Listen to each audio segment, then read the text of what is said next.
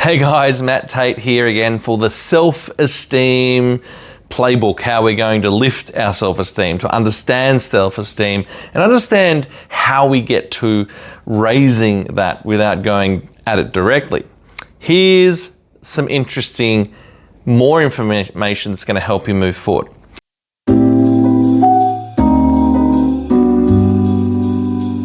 Here I've got the 10-year-old development, right? So you got those people, you know those people, don't you, who just had this amazing childhood and they've got this incredible sense of self-worth, this incredible sense of just, maybe it's entitlement, I don't know what the word is, but there is this sense of general, this core level of self-esteem. Unfortunately, a lot of other people didn't get that, or they've internalized something different, but as kids, they've made a meaning up in their head. And that meaning's been internalized, and it's like this automatic loop. So their life just kind of seems to work out because this automatic loop, they're always putting themselves into positive positions. They're always seeing opportunities. They're always seeing themselves as worthy. They're always trusting themselves in their judgment. And as a result, they can take a few more risks. So behind me here, I've got some examples for you of what is going on. Self-esteem, your 10-year-old development. So as a child, what happened? How did this get in there? And this is going to be a clue as an adult, if you don't have high self-esteem, how you can get the same information into your recording. So attachment and safety was the first thing that is in all of the psychological research, and that is that love, was it conditional, and the love, was it consistent, right? So sometimes you got working parents, it might not have even been a bad situation, but it was inconsistent, but it was conditional, but you had to do good things. Excuse me. You hear in some families where it's all about you have to get, 100%. There was always students at high school of certain ethnicities that were always pushed into getting high grades. And I remember those in my high school too, and they would get 99%, and it's like, anything less than 98%, and they were in trouble at home, I think. Something was going on. So was it conditional, and was it consistent? Emotions, welcome or dismissed? Were you someone when you were very young that was allowed to have emotions and it wasn't shut down, as it was in the 1980s, I think was fairly standard practice, be quiet, shut it down, all that sort of thing. And as adults, we then are very cautious to express ourselves.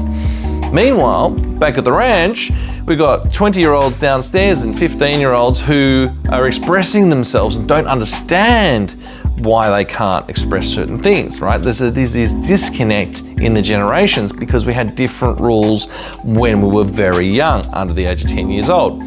God knows what's going to happen with the next bunch of kids with AI coming on board and with them having screen times for the entirety of their life. I mean, I'm 51 and the screen times, there was always TV there, but the actual mobile phone apps didn't show up until 2008. I was 4 years old, right? So imagine growing up as a little kid with these flicky screens in front of your face.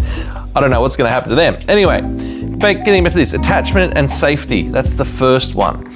The second one is mirroring. Were you seen, heard, and reflected accurately, right? So did your parents see you? Did your people around you see you? Did maybe people at school see you?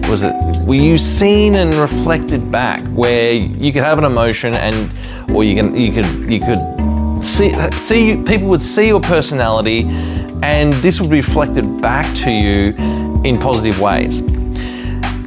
Or were you criticized, compared, and ignored, right? Which, unfortunately, childhood is a brutal business. You go to school, you think about that up until the age of 10, well, you're still at school and your brain's developing, and criticism, comparison, and being ignored can be pretty brutal kind of existence in primary school or elementary school, wherever you're from. So these things are how some people got positive self-esteem and other ones didn't, as an automatic loop playing in your head. Then we got the third one, meaning making. So all of this has happened. You've got your attachment and your safety. You've got your love, conditional, inconsistent, or consistent. Emotions, welcome or dismissed. Your mirroring, where you were seen, heard, or reflected, or criticized, compared, and ignored. Based on all of that, we then get to meaning making, and that is, this is the critical question that is so valuable. If you want to understand what your beliefs are, you want to understand what your unconscious loops are, you want to understand the things that are hidden in the background, meaning making, what does that say about me? Imagine as a child answering that question. It could be quite brutal. So if you've got negative thoughts going on in your head, and they're automatic negative thoughts, right? I heard another coach call them ants, A-N-T-S, automatic negative thoughts. What does this say about me is an incredibly powerful question, because if you listen to the first thing that comes out of your mind, out of your mouth, it'll probably be the unconscious one. As soon as you start getting your sexy cognitive thinking involved, you're gonna kind of cover over the top of that 10-year-old self. So what does this say about me? And it could say, well, I'm not worthy, I'm not good enough, I'm not smart enough, I just can't do it. There's this underlying thing that you can resolve. And there's a range of different ways to get into that, using hypnotherapy and timeline therapy and all these other incredible things that you can do in NLP. And there's 1,000 ways to get in there, but you've got to get past the critical faculty. And then what happens is your brain internalizes the meaning, which is why you got that 1980s tape deck in your brain, which is just on repeat. So if you want to change that, this is a great roadmap. When you've answered some of these questions, you then know where to do the work. You then know, oh right, I've got a crappy meaning making machine inside here that, what does this say about me? And it says, I'm no good. Oh, awesome, let's go and flip that one on its head.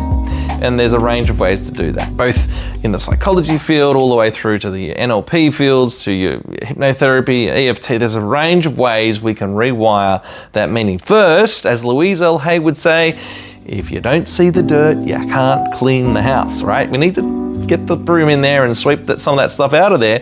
But then we need to put something else in its place, because your brain is a computer, and like a computer, it needs an operating system. And so you can take some negative limiting belief out, or some self-esteem belief out, but if you don't put something back in there yourself that you want to design, you can design this. If you don't put it in there yourself, your environment will plug one back in there for you, because we'll feel very lost when we haven't got any identity to lean on, right? So we'll get in there, we'll do some work on that. This is what I love. I love helping people with this. I use this for myself as well.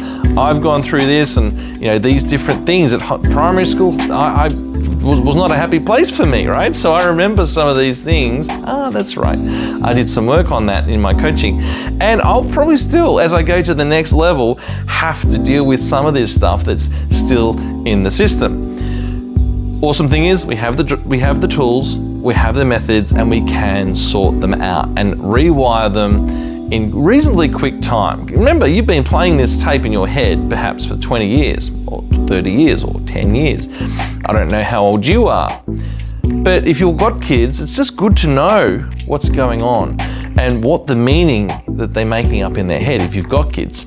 So, really interesting one on self-esteem, both for children, but also for adults. I'm actually focused on you as an adult. You could be an incredible business leader who has had something floating around in here, and you're thinking, God, is this all there is? Maybe you've made gazillions of dollars and you're like this super successful person, and yet you're miserable. Well, the values will come into it later, and these things here on your self-esteem, we can get you lining up with who you actually are.